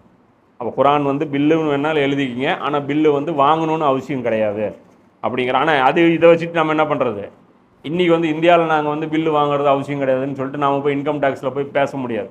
ஏன்னா இந்தியாவில் பொறுத்த வரைக்கும் பில்லு வாங்குறது என்ன அவசியம். இப்போ நாளைக்கு இஸ்லாமிய அரசாங்கம்னு ஒன்று இருந்துச்சுனாலும் அந்த வரிகள் கொண்டு வரணும் அப்படிங்கிறதுக்காக பில்லு வாங்க சொன்னால் வாங்கணும், புரியுதா. அந்த டைமில் கவர்மெண்ட்டுடைய ஆர்டரை நம்ம ஃபாலோ பண்ணணும். குரான் என்ன சொல்லுது, கவர்மெண்ட்டையும் கட்டுப்பட்டு நடக்க சொல்லுது, புரியுதா. அதனால் வந்து குரானே வாங்க வேணான்றுச்சு, அதனால் நாங்கள் வந்து பில்லு எங்கள் சௌரியத்துக்கு முடிஞ்சால் தான் வாங்குவோன்ட்டு வந்தா என்ன பண்ணுவோம், இன்கம் டேக்ஸ் ரைடு வந்துச்சுன்னா நகை எதெல்லாம் பில்லு இல்லையோ அதெல்லாம் தூக்கிட்டு போயிடுவாங்க, இதுக்கெல்லாம் பில்லு கிடையாது அப்படின்னு சொல்லிட்டு எடுத்துகிட்டு போயிடுவாங்க. ஆயினும் வியாபார ஒப்பந்தங்களை தீர்மானித்து விட்டீர்களாயின் அவற்றிற்கும் சாட்சியம் வைத்து கொள்ளுங்கள், எழுத்தரும் சாட்சிகளும் துன்புறுத்தப்படக்கூடாது. இப்போ இதில் கடன் மட்டும் எழுதுறது இல்லை, business agreements, partnership, lease, rent கொடுறது, இப்போ இதெல்லாம் என்ன பண்ணும், எழுதணும். எல்லாம் இதெல்லாம் எப்போ எல்லாம் கற்றுக் கொடுக்குற மாதிரி எல்லாம் எவ்வளோ பெரிய பிரச்சனை வரும். இன்றைக்கி கார்பரேட்டு, இன்றைக்கி வந்து ஆஃபீஸு, இவங்கெல்லாம் உட்காந்து போட்டுட்டு இருக்கிற அக்ரிமெண்ட்லாம் வந்து எல்லாம் அந்த இடத்துல எழுத சொல்கிறோம், டாக்குமெண்ட் எழுதுங்க அப்படிங்கிற. அவ்வாறு நீங்கள் இப்போ அந்த சாட்சியை அந்த எழுத்தரையும் வந்து துன்புறுத்தக்கூடாது, சாட்சிகளும் துன்புறுத்தப்படக்கூடாது. அவ்வாறு நீங்கள் துன்புறுத்தினால் அது நிச்சயமாக உங்களுக்கு பெரும் பாவமாகும். அல்லாவின் கோபத்திலிருந்து தப்பித்து கொள்ளுங்கள். மேலும் அவன் உங்களுக்கு நேரான வழிமுறையை கற்றுக் கொடுக்கிறான். மேலும் அல்லாஹ் அனைத்து பொருள்களையும் நன்கறிபவனாக இருக்கிறான். அப்போ இது பொறுத்த வரைக்கும் முழுமையான ஒரு வழிகாட்டுதல். அல்லாஹ் இதை கொடுக்கல் வாங்கல் எப்படி செய்யணும், கடன் எப்படி செய்யணுங்கிறத இதில் அல்லாஹ் சொல்கிறான். நீங்கள் பயணத்தில் இருந்தால், மேலும் எந்த ஒரு எழுத்தரும் உங்களுக்கு கிடைக்கவில்லையாயின் அடகு பொருளை பெற்றுக்கொண்டு நீங்கள் கொடுக்கல் வாங்கல் செய்து கொள்ளலாம். போகிற ஒரு ஊருக்கு போகிறீங்க, அந்த இடத்துல திடீர்னு உங்களுக்கு பணம் தேவைப்பட்டுச்சு. உங்களுக்கும் எழுத தெரியாது, அவனுக்கும் எழுத தெரியாது, இருக்கிறதே 2 பேர் தான். என்ன பண்ணுவீங்க? எல்லாம் வெளியாளுங்க. சாட்சி கூப்பிட்டா எவன் வருவான்? யாரும் வரமாட்டா. இப்போ இந்த இடத்துல என்ன பண்ணுங்க, பொருள் அடமானம் இருந்துச்சுன்னா ஏதோ ஒன்று கொடுத்துருங்க. உங்கள் கையில் இருக்கிற ஒரு பொருள் கொடுத்துட்டு வாங்கிக்கிங்க. நல்லா சொல்கிறான், உங்களில் ஒருவர் மற்றொருவரை நம்பி ஏதேனும் பொருளை ஒப்படைத்தால் நம்பப்பட்டவர் தம்மிடம் ஒப்படைக்கப்பட்ட பொருளை திருப்பி கொடுத்து விட வேண்டும். இன்னும் தம் அதிபதியாகின அல்லாவுக்கு அவர் அஞ்சு கொள்ளட்டும். அப்படி வாங்கி அந்த பொருளை கொடுத்துட்டு மறுபடியும் நீங்கள் என்ன பண்ணணும்? எப்படி பொருள் பெருசாக இருக்கும், கடன் சின்னதாக தான் இருக்கும். பொருளை அப்படியே அபேஸ் பண்ணிடுங்க. இந்த பொருள் அப்படியே அமுத்திக்குங்க. 100 ரூபா கொடுத்து 500 ஃபோனு கொடுத்து 2000 10,000 ஃபோன் வச்சு தான் 2000 வாங்கியிருப்பான். திருப்பி கொண்டாந்து 2000 கொடுக்கும்போது நான் உனக்கு கடனே தரலைன்னா பெரிய மனசு மாதிரி தெரியும். ஆனால் மேட்ரு என்ன, அந்த ஃபோன் போயிரும்ல, 10,000 போயிரும்ல. ஸோ அதனால் அந்த கொடுக்கல் வாங்கலில் ஏமாத்திராதீங்க. இதையும் எழுதுங்க. இதில் ஏமாத்திடுவான்ல, இல்லைங்க நான் 2000 கடன் மட்டும்தாங்க கொடுத்தேன், ஃபோனில் அவருக்கு கொடுக்கலிங்க, அவர் அதை மட்டும் திருப்பி தர சொல்லுங்க. இப்போ என்ன நடக்கும்? வேலை மாதிரி ஆயிடும். அப்போ எல்லாம் நான் சொல்கிறேன், அடமானம் வச்சினாலும் எழுதுங்க, கடன் வாங்க எழுதுங்க அப்படின்னு சொல்கிறான். இப்போ இதில் இன்னொரு கூடுதல் விஷயம் தெரிஞ்சுக்கணும். இந்த அடமானம் எந்த பொருளுக்கெல்லாம் நம்ம கொடுக்குறோமோ அந்த பொருள் நாம் யூஸ் பண்ணக்கூடாது, அது ஹராம். இப்போ ஒரு செயின் அடமானத்துக்கு கொடுக்குறோம், அந்த செயின் எடுத்துகிட்டு போய் பீரோவில் தான் வைக்கணும், அதை எடுத்து யூஸ் பண்ணக்கூடாது. புரியுது? அதே மாதிரி வீடு அடமானத்துக்கு வாங்குகிறோம், அது இந்த போகியத்துக்கெலாம் எடுக்கிறாங்களா, அது என்னது? அது அடமானத்துக்கு தான் வாங்குறது. 3 லட்ச ரூபா கொடுங்க, இந்த என் வீட்டை நீங்கள் வச்சுக்கிங்க அப்படின்னு சொல்லி கொடுக்குறாங்க. அப்போ இந்த வீடு 3 லட்ச ரூபா, இந்த வீடு எதுக்கு இவன் வாங்கியிருக்கான்? 3 லட்ச ரூபா கண்டிப்பாக தந்துடணுங்கிறதுக்காக கேரண்டிக்கு மட்டும்தான் இந்த வீடு வாங்கியிருக்கான். இந்த வீட்டுக்குள்ளே போயிட்டு அதை யூஸ் பண்ணக்கூடுமான்னா பண்ணக்கூடாது.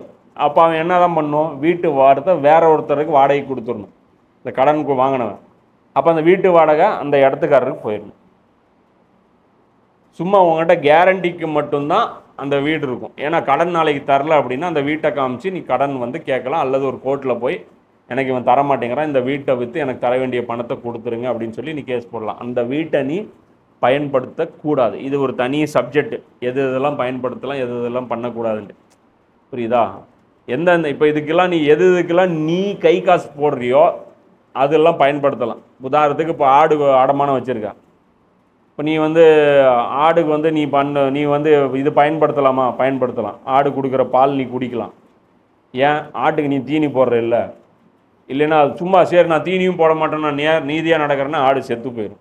அவன் கொடுக்கும்போது உயிரோடு இருக்கும், போகும்போது ஜனாதா தான் போகும். அப்போ அதை வச்சுருக்கிறோம்னா அதுக்கு ஒரு கண்டிஷன் இருக்குது. புரியுதா? ஆடு மாடு எதுக்கெல்லாம் நீ தீனி போடுறியோ அதுக்கு நாம் என்ன பண்ணுவோம்? வண்டி அப்படி வாங்கி வண்டி அப்படி போடுறோம், வண்டி பெட்ரோல் குடிக்குது இல்லைன்னு சொல்லி நம்மளால் ஒரு ஐடியா பண்ணக்கூடாது. பெட்ரோல் இல்லைன்னா செத்துருமா? அது கொண்டாந்து நிப்பாட்டினா சாகாது. இது மாதிரிலாம் உள்ள டெக்னிக்ஸ் இருக்குது. புரியுதா? அதனால் நாம் என்ன பண்ணக்கூடாது? இதெல்லாம் அறிஞர்கள் உட்காந்து பெரிய பெரிய ஆலிம்கள் இதுக்குன்னே தனியாக சார்ட்டு போட்டு வச்சுருப்பாங்க, எது இதெல்லாம் பயன்படுத்தலாம், எதெல்லாம் பயன்படுத்தணும். நாம் என்ன பண்ணக்கூடாது? ஒரு ஆயத்தை வச்சுட்டு நம்மளை கிறுக்குத்தனமாக முடிவு பண்ணி 2ஆம் நம்பர் வேலை 10ஆம் நம்பர் வேலை என்ன பண்ணக்கூடாது? பார்க்கக்கூடாது. மேலும் சாட்சியத்தை நீங்கள் மறைத்து விடாதீர்கள். யாரேனும் சாட்சியத்தை மறைத்தால் அவருடைய இதயம் நிச்சயமாக பாவத்துக்குள்ளாகி விடுகின்றது. இன்னும் அல்லாஹ் நீங்கள் செய்கின்ற அனைத்தையும் நன்கறிபவனாக இருக்கின்றான். அப்போ சாட்சியம் மறைக்காதீங்கன்னு நல்லா சொல்கிறோம். இப்போ இந்த கொடுக்கல் வாங்கல் இந்த இதில் அடமானம் வச்ச அந்த விஷயத்தில் சாட்சியம் மறைச்சிடாதீங்க, கண்டிப்பாக சாட்சியம் சொல்லுங்கள் அப்படின்னு சொல்கிறான். இந்த சாட்சியத்தை பொறுத்த வரைக்கும் இது கடனில் மட்டும் இல்லை, அல்லாஹ்வுடைய தீனில் எந்த விஷயத்திலுமே சாட்சியாக சாட்சியத்தை மறைக்கக்கூடாது. இது தீனுடைய விவகாரத்திலையும் குறிக்கும். இப்போ அடுத்து 2 வசனம். வானங்களிலும் பூமியிலும் உள்ள யாவும் அல்லாஹ்வுக்கே உரியவனாகும். உங்கள் உள்ளங்களில் உள்ளவற்றை நீங்கள் வெளிப்படுத்தினாலும் அல்லது மறைத்து வைத்தாலும் எந்த நிலையிலும் அல்லாஹ் உங்களிடம் அவை பற்றி கணக்கு கேட்பான். இப்போ அல்லாஹ் என்ன சொல்கிறான், இது ஆயத்துல் குர்சிக்கு மேட்ச் ஆகுற மாதிரி ஒரு ஆயத்து இது. சரியா? ஆயத்துல் குர்சி எவ்வளோ கண்ணியமாக எவ்வளோ வெயிட்டான ஆயத்து. குரானில் எப்பயுமே அந்த சூறா முடியும் போது ரொம்ப ரொம்ப வெயிட்டான ஆயத்து வரும். இந்த சூறா முடியும் போது பயங்கரமான ஒரு மெசேஜோடு முடியும். அதே மாதிரி ஸ்டார்ட் ஆகும்போதும் ஓப்பனிங்கும் பிளாக் பஸ்டராக இருக்கும், எண்டிங்கும் வந்து பிளாக் பஸ்டராக இருக்கும். நடுவில் கூட மிக்ஸ்அப் ஆகிருக்கும், கொஞ்சம் ஹிஸ்ட்ரி, கொஞ்சம் ரூல்ஸ் அண்ட் ரெகுலேஷன், கொஞ்சம் அட்வைஸ், அப்படி இப்படி இருக்கும். எண்டிங்லேயும் ஸ்டார்டிங்லேயும் மிகப்பெரிய விஷயங்கள் குரானில் எப்பயுமே இருக்கும். இது கடைசி 3 வசனம். புரியுதா? இதில் வந்து அல்லாஹ் என்ன சொல்கிறான், வானங்களிலும் பூமியிலும் உள்ள யாவும் அல்லாஹ்வுக்கே ஒரு ஆயத்துல் குர்சின்னு அதான் சொல்கிறானா, எல்லாமே அல்லாஹ்வுக்கு தான் சொந்தம்னு சொல்லிட்டு அதே தான் அல்லாஹ் இங்கே ரிப்பீட் பண்ணுறான். உங்கள் உள்ளங்களில் உள்ளவற்றை நீங்கள் வெளிப்படுத்தினாலும் அல்லது மறைத்து வைத்தாலும், உன் மனசில் ஒன்று நினைக்கிற அதை நீ வாயால் சொன்னாலும் சரி, இல்லை மனசுக்குள்ளேயே நீ வச்சுக்கிட்டாலும் சரி, அல்லாஹ் உங்களிடம் அவை பற்றி கணக்கு கேட்பான். அதை பற்றி நான் விசாரணை செய்வேங்கிறான். இது இந்த கணக்கு இப்படி கேட்கும்போது இதில் ஏதோ பிரச்சனை இருக்கா? தப்பாக நினைக்கிறவனை மாட்டிக்குவான், அப்படி தானே? கரெக்டாக அதனால் நம்ம என்ன பண்ணணும், தப்பாக நினைக்கவே கூடாது, அப்படி தானே?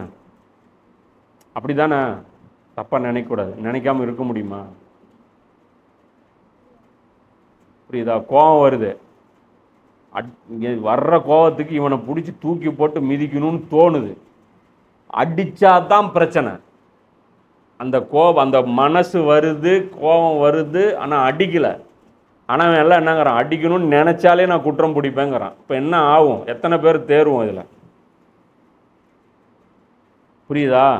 இதுதான் நமக்கும் சஹாபாக்களுக்கும் இருக்கிற வித்தியாசம். இந்த ஆயத்தை இறங்கின உடனே சஹாபாக்கள் அழுதுகிட்டே ரசூலுல்லாஹ்க்கு போனாங்க. அல்லாஹ்வுடைய தூதரே, யாருமே நாங்கள் சொர்க்கத்துக்கு போக முடியாது.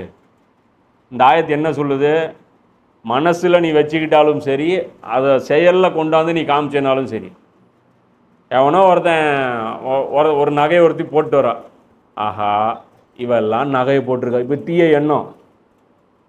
அதை நீ மூஞ்சியில் சொல்லலை, நீ கெட்ட கேடு, உனக்கு ஒரு நகை ஒரு கேடா அப்படின்னு சொன்னீங்கன்னா இன்னொருத்தவனுடைய மனசை நீ புண்படுத்திட்ட, அது ஒரு குற்றம். அதுக்கு அல்லாஹ் உனக்கு தண்டனை கொடுப்பான். அவளை பார்த்தவொடனே இவ கெட்ட கேடுக்கெல்லாம் நகன் நீ மனசில் நினச்சேன்னா இதுக்கே குற்றம்னா எத்தனை மாதிரி நமக்கு தோணும், எத்தனை இடத்துல தோணும், எவ்வளவு தோணும். சிலது திருடுன்னு தோணும், சிலது பிடுங்கி சாப்பிட்டா என்னான்னு தோணும், இவன் நல்லா இருக்கக்கூடாதுன்னு தோணும். இப்போ இந்த எண்ணங்களுக்கெல்லாம் எல்லாம் மார்க் போட்டு வந்தானா ரசூலுல்லாவை தவிர யாருமே சொர்க்கத்துக்கு போக முடியாது. அவங்களுக்கு தான் கெட்ட எண்ணமே வராது. சஹாபாக்கள் என்ன சொல்கிறாங்க, நாங்கள் அவுட்டுங்கிறாங்க. அழுதுகிட்டே போய் இவ்வளோ வெயிட்டான ஆயத்து எங்களால் தாங்க முடியாது. நீங்கள் இது வரைக்கும் குரானில் சொன்னது எல்லாமே செய்ய முடிஞ்ச விஷயங்களை சொன்னீங்க, இது எங்களால் செய்யவே முடியாது. இதை எப்படி நாங்கள் இந்த ஆயத்துக்கு நாங்கள் எப்படி ஃபாலோ பண்ணுவோம்?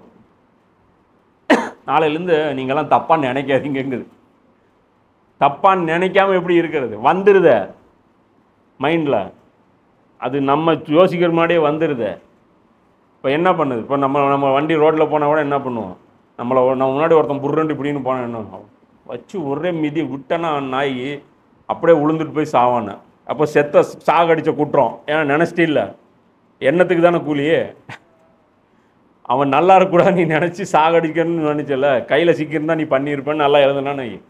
அப்போ இது சொன்ன உடனே அழுது போய் ரசூலாட்டா போய் சொல்கிறாங்க. இது சஹீஹ் முஸ்லிம்ல 199 பெரிய ஹதீஸ், அது படித்து பாருங்கள். இது சொன்ன உடனே ரசூலுல்லாஹ் கோவம் வருது. இப்படிலாம் ரியாக்ட் பண்ணக்கூடாது. ரசூலுல்லாஹ் சொல்கிறாங்க, இது கஷ்டம் எனக்கு தெரியும், அதெல்லாம் ஓகே, குரானுக்கெல்லாம் இப்படி எதிர்த்துலாம் பேசக்கூடாது. உங்களால் முடியலைனாலும் சமீனா அத்தானா சொல்லுங்கள், செவியுற்றோம் கட்டுப்பட்டோம், ஒழுங்காக அதை சொல்லுங்கள். என்ன அல்லாஹ்வுக்கு வந்து நீங்கள் அட்வைஸ் பண்ணுறீங்களா? அது அவன் இஷ்டம். அவன் தண்டிக்கணும்னு நினச்சா தண்டிக்கிட்டோம், மன்னிக்கணும்னு நினச்சா மன்னிக்கிட்டோம். எதிர்த்து பேசுறது உரிமை கிடையாது. குரான் சொல்லிச்சின்னு புரிஞ்சதா, குரான் சொல்லிச்சான்னு கன்ஃபார்ம் பண்ணுறதுக்கு வேணால் உரிமை இருக்குது. இதுக்கு என்ன மீனிங்னு வேணால் கேட்கலாம். இதுதான் மீனிங்னு புரிஞ்சிருச்சா, இது எப்படி ஒர்க் அவுட் ஆகும்னு பேசக்கூடாது. உங்களால் முடிஞ்சாலும் ஒர்க் அவுட் பண்ணணும், முடியலனாலும் ஒர்க் அவுட் பண்ணணும். ரசூல் அப்படி அட்வைஸ் பண்ணுறாங்க. அப்போ அந்த ஆயத்தில் அல்லாஹ் சொல்கிறான், பின்னர் தான் நாடுபவர்களை அவன் மன்னிப்பான், தான் நாடுபவர்களை தண்டிப்பான். நீங்கள் தப்பாக நினச்சிங்கன்னா நான் விரும்பினவங்கள தண்டிப்பேன், விரும்பினவங்கள மன்னிப்பேன். அல்லாஹ் அனைத்து பொருட்கள் மீதும் பேராற்றலுடையவனாக இருக்கிறான். எல்லாத்தின் மேலே நான் பவர் இருக்குது, நான் என்ன வேணாலும் பண்ணுவேன் அப்படின்னா இது வந்து மிரட்டலான வசனம். இது பவர் இருக்குது, பேச சரி அடிப்பான், என்ன பிரச்சனை, சரி நாளையிலேருந்து எல்லாம் மாற்றுறான் ரூல்ஸ். தொழுறவனுக்கெலாம் நரகம், உண்மை பேசுகிறவனுக்கெலாம் நரகம். இப்போ என்ன பண்ணிடுவேன், இது அநியாயம், சரி அநியாயம், என்ன பண்ணிடுவேன், அநியாயம் என்ன வச்சுக்க, என்ன பண்ணிடுவேன், ஒன்றும் பண்ண முடியாது. அப்போ அல்லாஹ் முன்னாடி நீ அடங்கி ஒடுங்கி தான் போயாகணும். அப்போ அல்லாஹ் வந்து இதுதான் வந்து இந்த வசனம் பேசுது, இது பேசணுன்னு பயப்படுறேன். அப்போ அல்லாஹ் பொறுத்த வரைக்கும் இன்னொரு விஷயம் புரிஞ்சுக்கணும், நாடியவர்களை மன்னிப்பான், நாடியவர்களை தண்டிப்பான்னு என்ன அர்த்தம்? அவன் இஷ்டத்துக்கு எல்லாம் பண்ணுவான்னு அர்த்தம் கிடையாது. அவன் ரூல்ஸ் அண்ட் ரெகுலேஷன் வச்சுருக்கான். இந்த மாதிரி நடந்தால் தண்டிப்பேன், இந்த மாதிரி நடந்தால் மன்னிப்பேன்னு சொல்லிட்டு குரானில் வழிகாட்டுதல்களை கொண்டு வந்திருக்கான். புரியுதா? இதை செஞ்சால் தண்டிப்பேன், இதை செஞ்சால் மன்னிப்பேன். புரியுதா இல்லையா? பொய் பேசுனா தண்டிப்பேன், திருடுனா தண்டிப்பேன், விபச்சாரம் பண்ணால் தண்டிப்பேன், அம்மா அப்பாவை நோவடிச்சா தண்டிப்பேன். இது ரூல்ஸ் வச்சுருக்கான். அப்போ இதையும் சேர்த்து தான் புரிஞ்சுக்கணும். சும்மா மொட்டையாக அல்லாவுக்கு நல்ல மூடு இருந்தால் மன்னிப்பான், நல்ல மூடு இருந்தால் செஞ்சுப்பான் அப்போனா அப்போ குரான் ஹரால் ஹராம்லாம் எவன் ஃபாலோ பண்ணுறது? அப்போ இதெல்லாம் எதுவுமே ஃபாலோ பண்ண தேவையில்லையா? அவன் இஷ்டப்பட்டால் தண்டிப்பான்.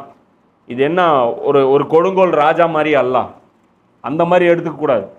இன்றைக்கி நம்ம முஸ்லீம் எப்படி நினைக்கிறோம், அல்லாஹ் நல்லா மூடுற, அல்லாஹ் மட்டும் தாஜா பண்ணிட்டோம்னா அல்லாஹ் வந்து என்ன பண்ணிடுவோம், சொர்க்கத்தை தூக்கி கொடுத்துரும், இப்படி தான் நினச்சிக்கிறோம். அல்லாஹ் சொன்ன கடமைகள்லாம் விட்டுட்டு அல்லாஹ் வந்து கூல் பண்ணுற வேலையை பார்க்குறோம். அல்லாஹ் அதுக்கெல்லாம் மயங்க மாட்டான். குரான் படி ரூல்ஸ் அண்ட் ரெகுலேஷன் போட்டான். தொழுகைக்கு 5 மார்க்கு, நோம்புக்கு 5 மார்க்கு அப்படின்ட்டு அந்த மார்க் படி இருந்தால் நீ ஜெயிப்ப. புரியுதா? இது தான் அல்லாஹ் வந்து இந்த இடத்துல சொல்கிறேன். இந்த இடத்துல அல்லாஹ் நான் விரும்புகிறவளை தண்டிப்பேன், விரும்புகிறவங்கள மன்னிப்பேங்கிறதுக்கு மீனிங் என்ன அப்படின்னா, நான் தான் முடிவு பண்ணுவே தவிர வேறு யாரும் முடிவு பண்ண மாட்டாங்கங்கிறது தான் அல்லாஹ் இங்கே சொல்கிறோம். புரியுதா? இங்கே மற்றவங்க என்ன நினச்சிருந்தாங்க, ரசூலா நினச்சாங்கன்னா மன்னிப்பு வாங்கி கொடுத்துருவாங்க, இந்த அவுலியா நினச்சாருன்னா நான் மன்னிப்பு வாங்கி கொடுத்தோம். அது இல்லை, பவர் ஃபுல் அண்ட் ஃபுல் என்கிட்ட தான் இருக்குங்கிறான். இப்போ இந்த ஆயத்து முடிஞ்சதுக்கப்புறம் இந்த சஹாபாக்கள் அழுதாங்கள்ல, அந்த அழுததுக்கப்புறம் இந்த 2 வசனம் அடுத்தது 85 86 இந்த 2 ஆயத்து தான் இறங்குது. இந்த 2 ஆயத்து சரியாக ஞாபகம் இல்லை, ஒரு மலக்கு அல்ல ஜிப்ரீல் அலைஹிஸ்ஸலாமா அல்ல யாருன்னு தெரியல, ஒரு மலக்கு வந்து கொண்டு வராங்க. 7வது வானத்திலிருந்து இந்த ஆயத்து இறங்குது. இறங்கும்போது சொல்கிறாங்க, இது வரைக்கும் பூமிக்கு இவ்வளோ சிறப்பு வாய்ந்த ஒரு வசனம் இறங்குனதே கிடையாது. ஏன்னா இதில் டிஸ்கவுண்ட் வருது. ஏற்கனவே எல்லாம் ஒரு கடினமான ஒரு சட்டத்தை போட்டானா மனசில் நினச்சாலே காலின்ட்டு அதுக்கு வந்து ஆஃபர் வந்து எல்லாம் இறக்குறான், மன்னிச்சு போ அப்படின்னு சொல்லிட்டு. சஹாபாக்கள் அழுதனால இந்த தூதர் தம் இறைவனிடமிருந்து தமக்கு அருளப்பட்டதின் மீது நம்பிக்கை கொண்டுள்ளார். ஃபஸ்ட்டு அல்லாஹ் என்ன சொல்கிறான், ரசூல்லாவை பார்த்து சொல்கிறான், இவர் மூமின், இவருக்கு நான் தான் வஹி இறக்குனேன். ஏன்னா இதையும் கிளியர் பண்ணணும் குரானு. ஏன்னா வந்தது ஜிப்ரீல் தான்னு ரசூலாவுக்கு தெரியணும்ல. ஃபஸ்ட்டு வந்தது ஜிப்ரீலாக இருக்கலாம், ஒரு ஜின்னாவும் இருக்கலாம்ல.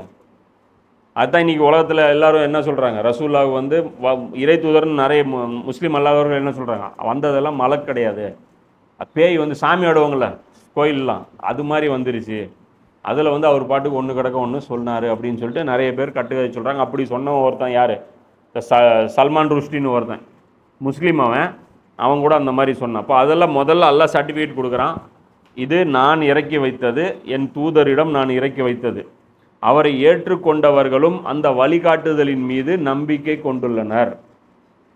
முதல்ல ஈமான் கொண்டது நபி, நபிக்கு அப்புறம் நபி மீது ஈமான் கொண்டவங்க இந்த சஹாபாக்கள். இவர்கள் அனைவரும் அல்லாஹ்வையும் அவனுடைய வானவர்களையும் அவனுடைய வேதங்களையும் மற்றும் அவனுடைய தூதர்களையும் நம்புகின்றனர். அப்போ குரானில் ஸ்டார்டிங்கில் இது வந்துச்சா, வேதத்தை நம்பணும், வானவர்களை நம்பணும், இதெல்லாம் வந்துச்சா? அந்த ஈமான் இந்த ஸ்டார்டிங்கில் பேசிட்டா. அப்போ எண்டிங்கும் ஈமானை பற்றி அல்லாஹ் பேசுகிறான். மேலும் அல்லாஹ்வுடைய தூதர்கள் எவருக்கிடையிலும் நாங்கள் வேற்றுமை பாராட்டுவதில்லை என்றும். அப்போ அல்லாஹ்வுடைய ரசூலில் வேற்றுமை காட்டக்கூடாது. இந்த ரசூல் சொன்னால் கேட்போம், இந்த ரசூல் சொன்னால் கேட்க மாட்டோம், ஈசா நபி சொன்னால் கேட்போம், மூசா நபி சொன்னால் கேட்க மாட்டோம், இப்படிலாம் சொல்லக்கூடாது. நமக்கு பொறுத்த வரைக்கும் என்ன, நமக்கும் இது ரொம்ப முக்கியம். ஏன், இன்னும் கொஞ்சம் நாளில் ஈசா நபி என்ட்ரி கொடுக்க போகிறாங்க. அப்போ நாம் என்ன பண்ணோம், நாமெல்லாம் ரசூல்லாவுடைய உம்மத்து, உங்கள் பேச்செல்லாம் கேட்கணுன்னு அவசியம் கிடையாது, போய்கிட்டே இருங்கன்னு சொல்லக்கூடாது. அப்போ ஈசா நபி எப்படி சொல்கிறாங்களோ அப்படி தான் நம்ம வாழணும்.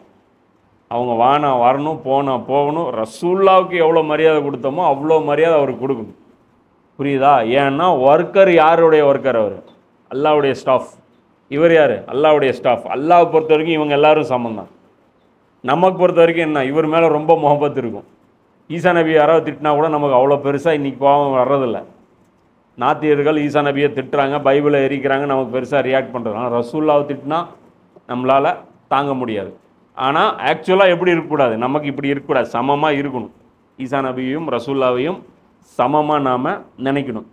அப்போது இதை வந்து அல்லாஹ் சொல்கிறான், எங்கள் இறைவனே நாங்கள் செவியுற்றோம், அடிபணிந்தோம். எங்கள் இறைவனே நாங்கள் உன்னுடைய மன்னிப்பை கோருகிறோம், உன்னிடமே நாங்கள் திரும்பி வர வேண்டியதிருக்கிறது என்றும் கூறுகின்றனர். நல்லவங்க என்ன சொல்லுவாங்க தெரியுமா அப்படின்னு அல்லாஹ் சொல்கிறான். எதுக்கு? அந்த முன்னாடி இருந்த ஆயத்துக்கு என்ன சொன்னாங்க? முடியாதல்லா, இவ்வளோ கஷ்டமாக இருக்கல்லா, இப்படிலாம் பேசக்கூடாது. எங்கள் இறைவனே யா அல்லாஹ் சொல்லு, நாங்கள் செவியுற்றோம், யாரெல்லாம் நாங்கள் கேட்டோம், இப்போ தான் ஒரு ரசூல் அந்த ஆயத்தை சொன்னார், அடிபணிந்தோம், நாளையிலேருந்து தப்பாக நினைக்காமல் இருக்கிறோம், முயற்சி பண்ணுறோம், இப்படி சொல்லுங்க. அல்லாஹ் சொல்கிறான், எங்கள் இறைவனே நாங்கள் உன்னுடைய மன்னிப்பை கோருகிறோம். ஏன் முடியலன்னு என்ன, மன்னிப்பு கேளுங்கப்பா, நானும் மன்னிக்காமல விட்டுருவேன். முடியாதுன்னா உங்களை அப்படி ஸ்ட்ரிக்டாக பிடிச்சிட போகிறேன்னா மன்னிப்பு கேட்டு சொர்க்கத்தை வாங்கிட்டு போங்க. அதுன்னு இது முடியாது அது முடியாதுன்னு பேசுகிறீங்க, இந்த மாதிரிலாம் பேசாதீங்க. கற்றுக் கொடுக்குறான் எப்படி என்கிட்ட பேசணும் அப்படின்ட்டு கற்றுக் கொடுக்குறான். அதுதான் ரசூலை ஸ்பாட்லேயே சொல்லிட்டாங்களா, இது ஆயத்தில் வருது பின்னாடி. அப்போ அழுதுகிட்டே சஹாபாக்கள் சொன்னும்போது ரசூல்லா மூஞ்சிலே என்ன சொல்கிறாங்க, இப்படிலாம் பேசக்கூடாது, இப்படி தான் பேசணுன்னாங்களா. இதுதான் ரசூலுக்கும் நமக்கு இருக்கிற டிஃப்ரெண்ட். அவருக்கு தோணுனதே அல்லாஹ் சொன்னது தானே தோணுச்சு. மனசில் தப்பாக நினைக்காம வாழுங்கன்னு அல்லாஹ் சொல்கிறான். ரசூல்லாட்ட புகார் போகுது, இப்படி அல்லாஹ் சொல்கிறானே எப்படி முடியும்ட்டு. அப்போ ரசூல்லா என்ன பண்ணணும், நீங்கள்லாம் சொல்கிறது கரெக்டு தான், கொஞ்சம் கஷ்டம்தான், இருங்க ஜிப்ரீல் நாளைக்கு வரட்டும், நான் கொஞ்சம் அல்லாட்ட பேசி பார்க்குறேன், இல்லை நான் அல்லாட்ட துவா செய்கிறேன், இப்படி ஏதாவது பேசினாரா? நீங்கள் பண்ணது தான் தப்பு. அல்லாஹ் சொன்னால் கேட்டுட்டு தான் இருக்கணும், அது முடியுதோ முடியலையோ. இப்படி தான் ரசூல்லாவுக்கு சொன்னாங்க. ஆனால் அல்லாஹ் குரான்லேயும் அதான் சொல்கிறோம், செவியுற்றோம் கட்டுப்பட்டோம் தான் சொல்லணும். இதுதான் அல்லாஹ் பனி இஸ்ராயல்களுக்கு சொன்னான்ல, செவியுற்றோம் மாறு செய்தோம்னு இருக்காதீங்கன்ட்டு. இப்போ இங்கே டெஸ்ட் வைக்கும்போது இவங்க ஃபெயில் ஆகிறாங்களே, இவ்வளோ தானே சொன்னேன். பனி இஸ்ராயல்கள் வந்து சொன்னது ஒன்று செஞ்சு நடந்தது ஒன்றுன்னு இருக்குல்ல. இப்போ நான் சொன்ன ஒன்று முடியாதுன்றீங்க, ஏன் முடியாதுன்னு சொல்கிறீங்க? முடியாதுன்னு சொல்லக்கூடாதுன்னு தானே வாக்குறுதி வாங்கியிருக்கேன். முடியாது, தப்பாக நினைக்காம இருக்குன்னா முடியாதுங்கிறீங்க இல்லை. ஆனால் உண்மைன்னா நம்ம தகுதி அது கிடையாது தான். ஆனால் சொல்கிறான் எல்லாம் செஞ்சு தான் ஆகணும். அப்போன்றா உன்னிடமே நாங்கள் திரும்பி வர வேண்டியது இருக்கு. என்கிட்ட எதிர்த்து முடியாதுன்னு சொல்லிட்டு எங்கடா போக போகிறீங்கிறான். என்கிட்ட முடியாதுன்னு சொல்லிட்டு எங்கே போயிடுவீங்க? என்கிட்ட தானே வரணும். முடியும்னாலும் என்கிட்ட தான் வரணும், முடியாதுனாலும் என்கிட்ட தான். அப்போ எதுக்கு உங்களுக்கு வீராப்பு? ஆனால் வாயில் வந்து இந்த டைலாக் கொண்டு வாங்க, அந்த டைலாக் கொண்டு வராதிங்கன்னு மனுஷங்களை எல்லாம் என்ன சொல்கிறான், சரி பண்ண சொல்கிறான். அல்லாஹ் எந்த மனிதரையும் அடுத்து அல்லாஹ் சொல்கிறான், அவரது சக்திக்கு அதிகமாக சிரமப்படுத்துவதில்லை. இதுதான் அல்லாஹ் அந்த ஆயத்தை ரிலீஸ் பண்ணி விட்றான். உடுப்பா இன்னிலேருந்து அது வந்து ஆஃப். எந்த ஆத்மாவையும் சக்திக்கு மீறி சிரமப்படுத்த மாட்டேன். அவர் சம்பாதித்த நன்மையின் பலன் அவருக்கே, அவர் சம்பாதித்த தீமையின் விளைவும் அவருக்கே. அப்போ இந்த இடத்துல அல்லாஹ் என்ன சொல்லிட்டான், சக்திக்கு மீறி சிரமப்படுத்துவதில்லை. அப்போ இது என்னது, சக்திக்கு மீறின விஷயம் எது, மனசில் வராது. அப்போ அடுத்தது என்ன சலுகை வந்துருச்சு, நீ தப்பாக வாயில் சொல்லிட்டா உனக்கு குற்றம், செஞ்சிட்டா உனக்கு குற்றம். மனசில் அது ஓடுது, மைண்டு வருது போகுது, டெலீட் ஆகுது, வருது போகுது, இது கணக்கு கிடையாது. இது கூப்பிட்டு ஏன் அன்னைக்கு 25ஆம் தேதி நீ தப்பாக நினச்ச அப்படின்லாம் எல்லாம் கேட்க மாட்டான். சரியா? அப்போ இது ஒரு விஷயம். அப்போ இதிலே இன்னொரு மேட்ரும் புரிஞ்சுக்கணும். என்னது, சக்திக்கு மீறி எதுவும் இல்லைன்னு இருக்குல்ல. இதில் இதை வச்சுட்டு என்ன பண்ணுறது, என்ன பண்ணுறது, தொழுவலான்னு தான் நினைக்கிறேன், காலையில் எந்திரிக்க முடியறதே இல்லை. அல்லாஹ் என்ன பண்ணுறான், சக்திக்கு மீறி எதுவும் நினைக்கிறது இல்லை. எப்படி இப்படி என்னங்க பண்ணுறது, வட்டிக்கு வாங்கக்கூடாதுன்னு தான் நினைக்கிறேன், என்ன பண்ணுறது, சக்தி இல்லை, வாங்க வேண்டியதாக தேவைப்போச்சு. அவன் பணக்காரன் இருக்கான், அவன்லாம் சக்தி இருக்குது, அதனால் அவன் வந்து வட்டிக்கு வாங்காமல் வாழ்கிறாங்க.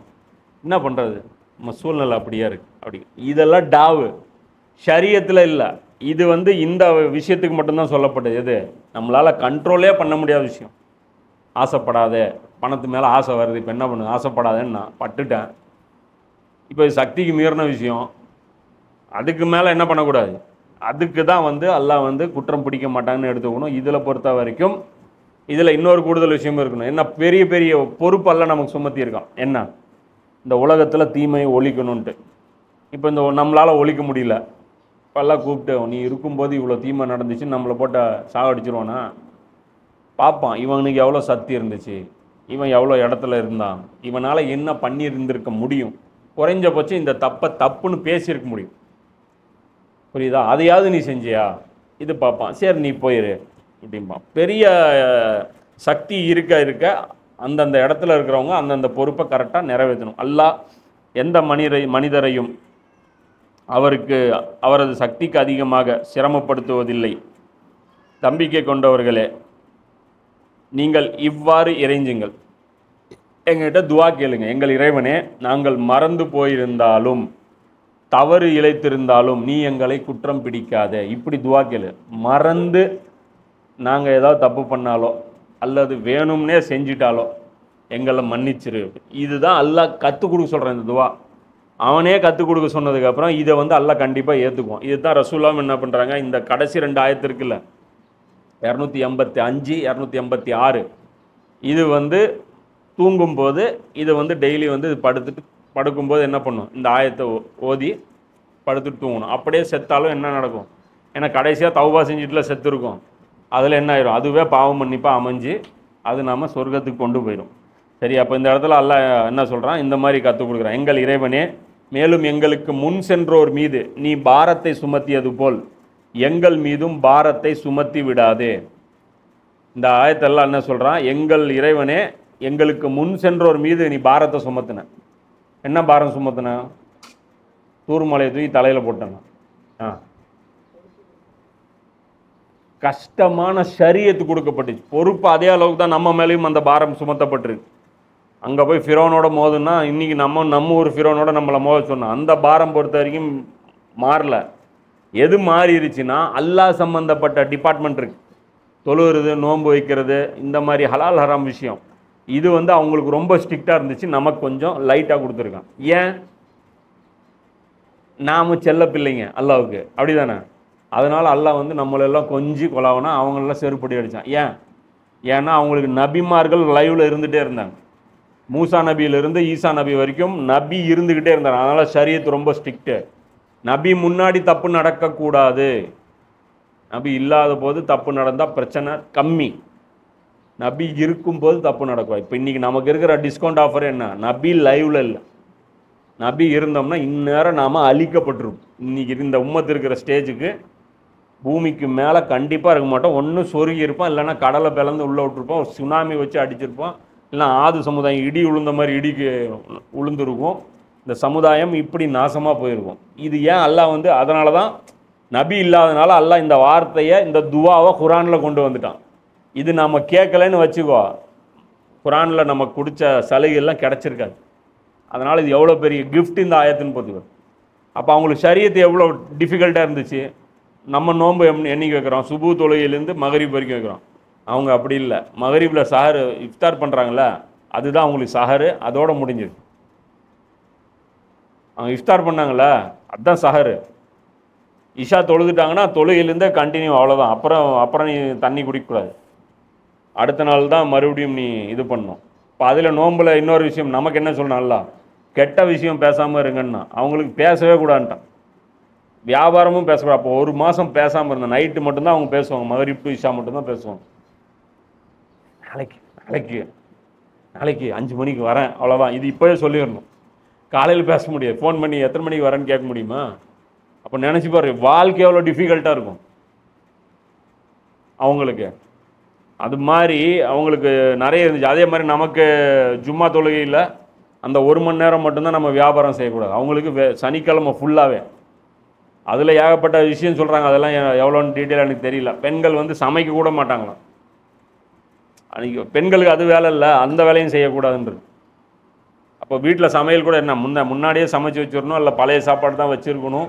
இது மாதிரி அடுப்பு எரியாது, இது மாதிரியான கணக்கெல்லாம் இருக்குது. அதே மாதிரி நம்ம யூரின் குழந்தை ஒன்றுக்கு போயிடுச்சு, அது இதுன்னு நம்ம என்ன பண்ணுறோம், துணி அப்படியே கழுவி விட்டுறோம். அவங்களுக்கு துணியில் ஒன்றுக்கு போட்டுச்சுன்னா அது கட் பண்ணி தூக்கி போடணும். ட்ரெஸ்ஸு வாஷ் பண்ணி மறுபடியும் யூஸ் பண்ணக்கூடாது. ஒரு தடவை யூரின் பட்டுருச்சு அப்படின்னா அவ்வளோதான், அது தூக்கி போட்டுடணும். இந்த ட்ரெஸ்ஸே வந்து தூக்கி போடணும். அதுவும் அந்த காலத்தில் ட்ரெஸ்ஸு ஃபேக்ட்ரியில் வராது, கையில் தான் செய்யணும். அப்போ எவ்வளோ டிஃபிகல்ட்டுன்னு பார்த்துங்க, எவ்வளோ பியூரிட்டி மெயின்டைன் பண்ணணும். அப்போ இதெல்லாம் வறுக்கும்போது இவ்வளோ கஷ்டம் எல்லாம் இருக்கும். அதே மாதிரி கொழுப்பு வந்து அவங்களுக்கு ஹராமாக்கப்பட்டிருந்துச்சு. கொழுப்பு ஃபேட் வந்து சாப்பிடக்கூடாதுன்னு சொல்லிட்டு யூதர்களுக்கு ஹராமாக்கப்பட்டிருந்துச்சு.